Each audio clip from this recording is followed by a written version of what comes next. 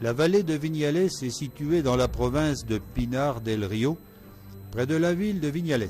Elle présente une particularité géologique très rare, les mogotes, buttes montagneuses de calcaire émergeant de la plaine.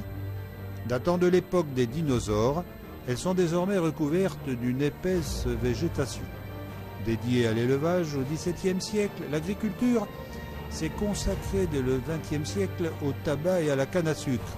Très développée en raison de la richesse des terres rouges de la vallée, elle est toutefois en partie réalisée avec des techniques agricoles traditionnelles, notamment avec le labour, avec des attelages de bœuf.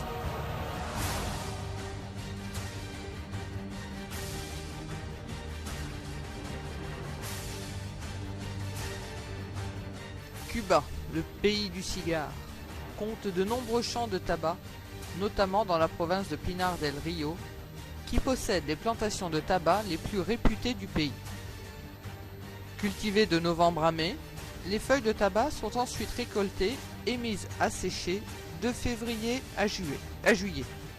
Il existe deux façons de le faire sécher.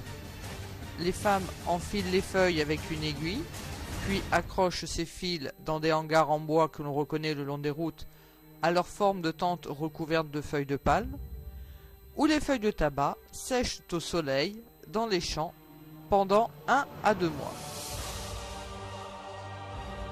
Les cigares sont alors roulés à la main par les torcedores. Chaque torcedor rassemble les cigares par botte de 50 dans laquelle il glisse son seau.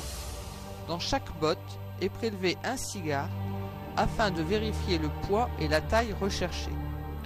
Après que les cigares ont reposé plusieurs semaines dans l'escaparate ou la cave à cigares, l'escorredos, le sélectionneur, les classe par teinte. La dernière étape est celle du bagage et du conditionnement.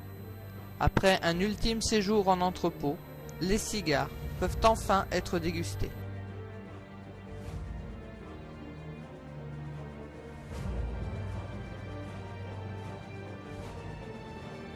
Une légende populaire raconte que si lors d'une promenade à l'intérieur de la grotte de l'Indien, une goutte d'eau fraîche vous tombe sur le nez, le bonheur vous accompagnera pour toujours.